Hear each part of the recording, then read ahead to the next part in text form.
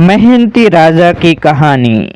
अक्सर ऐसा होता है कि नीच लोग अपने बुरे इरादों में सफल हो जाते हैं और ठीक लोगों के अच्छे इरादे असफल हो जाते हैं। पर इस कहानी में ऐसा नहीं होता। एक बार की बात है कि एक राजा था जो बहुत ही दयालु और न्याय करने वाला था। उसकी हमेशा यही इच्छा रहती थी कि उसकी जनता खूब फले फूले और खुशहाल रहे। एक दिन अचानक उसको पता चला कि उसके राज्य की जनता दिन पर दिन कम होती जा रही है। पर यह उसको पता नहीं था कि इसका हिसाब कैसे रखा जाए। इसके अलावा वह यह भी नहीं जानता था कि इसकी वजह क्या थी। उसके राज्य के नियम और कानून सब बहुत अच्छे थे, टैक्स भी बहुत हल्के थे। उसके राज्य में पैदावार भी बहुत अच्छी होती थी। फिर उसके राज्य से लोग क्यों भाग रहे थे? इस बात का पता लगाने के लिए एक दिन राजा ने एक फकीर का वेश बनाया और अपने देश में घूमने लगा। अपने इस घूमने के बीच उसको पता चला कि एक जिन उसके राज्य के अलग अलग शहरों और गांवों में आता था और जहां भी वह जाता था वहां के आदमियों को खा लेता था। अपने इस घूमने के बीच एक दिन उसकी भेंट उस जिन से हो गई। वह उसको पहचान तो नहीं सका क्योंकि वह एक साधारण आदमी जैसा दिखता था। हुआ यूं कि एक बार घूमते घूमते राजा एक बंजर जमीन के टुकड़े के पास पहुंचा जो शहर से कुछ दूरी पर था। वहां उसने एक आदमी को घुटनों के बल बैठा देखा। उस आदमी की आंखें बंद थी, उसके कान उसकी उंगलियों से बंद थे और वह अपना सिर जमीन पर दे देकर मार रहा था। राजा ने जब उस आदमी को ये अजीब सी हरकत करते हुए देखा तो वह उसके पास गया और उससे पूछा, अरे यह तुम क्या कर रहे हो? क्या तुम पागल हो गए हो? वह बोला, नहीं नहीं, मैं पागल नहीं हुआ हूँ, बस थोड़ा ध्यान कर रहा था। मैं अपनी आंखें बंद रखता हूँ ताकि मैं ऐसा कुछ न देख सकूं जो मेरी आंखों को नहीं देखना चाहिए। मैं अपने कान भी बंद रखता हूँ ताकि मैं ऐसा कुछ न सुनूं जो मुझे नहीं सुनना चाहिए। और अपना सिर जमीन पर मारता रहता हूँ ताकि सब कीड़े मकोड़े मुझसे दूर चले जाए, ताकि कहीं ऐसा न हो कि मेरा पैर उन पर पड़ जाए और मैं उनमें से किसी की हत्या का कसूरवार बन जाऊं। राजा ने पूछा, हे योगी, आप कहाँ रहते हैं? वह आदमी बोला, यहीं पास में। अगर तुम्हारे पास कोई खास काम करने के लिए नहीं है तो मेरे साथ आओ और मेरे घर चल कर रहो। मुझे मालूम चल गया है कि तुम भी कुछ ऐसे ही आदमी हो जिसका मन इस दुनिया में नहीं लगा हुआ।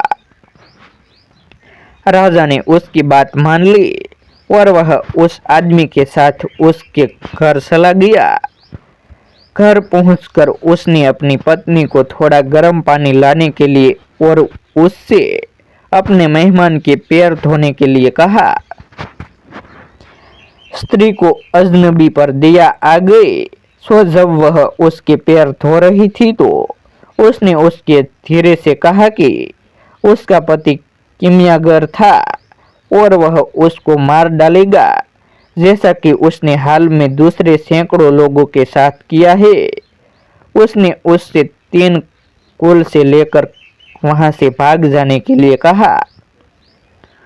उसने आगे कहा कि उसका पति आता ही होगा और जब वह आने पर उसको नहीं देखेगा तो उसके बारे में पूछेगा और उसके पीछे अपना शिकारी कुत्ता छोड़ देगा। पर उसको डरने की कोई जरूरत नहीं है क्योंकि जब वह उस कुत्ते को देखे तो उन कुल्सों में से एक कुल्सा उसकी तरफ फेंक दे, वह कुत्ता उस कुल्से को खाकर वापस लौट जाएगा। किमियागर उसके बाद उसके पीछे एक और कुत्ता भेजेगा, उसके साथ भी वह वैसा ही करे। वह उसके लिए दूसरा कुल्सा फेंक दे तो वह कुत्ता भी उस कुल्से को खाकर वापस लौट जाएगा। इसके बाद वह एक तीसरा कुत्ता उसके पीछे भेजेगा, उसके लिए वह तीसरा कुल्सा फेंक दे। तब तक वह शहर पहुंच जाएगा और वहां वह कुत्ता उसका कुछ नहीं बिगाड़ पाएगा। कहकर उसने राजा को 3 कुल्से दिए और उससे तुरंत भाग जाने के लिए कहा। राजा ने उससे वे कुल्से लिए और वहां से जितनी जल्दी हो सकता था उतनी जल्दी भाग लिया। जल्दी ही उसने देखा कि एक कुत्ता उसके पीछे दौड़ा आ रहा है। उसने तुरंत ही एक कुल्सा अपने पीछे फेंक दिया। वह कुत्ता कुल्सा खाने में लग गया और राजा आगे भाग गया। इसी तरह दूसरे और तीसरे कुत्ते के साथ भी हुआ।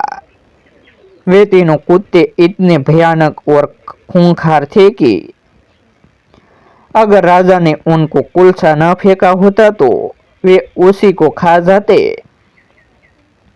शहर पहुंचकर वह अपने महल गया और अपने शाही कपड़े पहन लिए।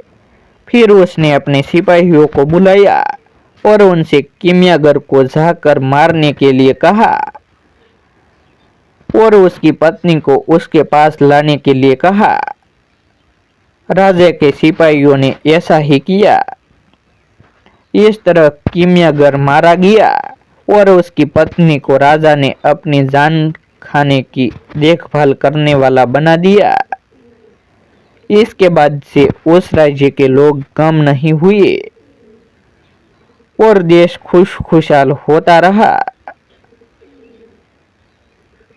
ऐसे ही नए नए जीवन उपयोगी, जीवन में कुछ नया करने की प्रेरणा मिले, धार्मिक कथा, आध्यात्मिक कहानियाँ, पौराणिक कहानियाँ, रामायण की कथा, महाभारत की कहानियाँ सुनने के लिए हमारे YouTube चैनल को सब्सक्राइब करें और वीडियो को लाइक करें और शेयर करें। फिर मिलते हैं एक नई स्टोरी के साथ। आभार। जय हिंद, जय भारत। हमारे YouTube चैनल के साथ बने रहे।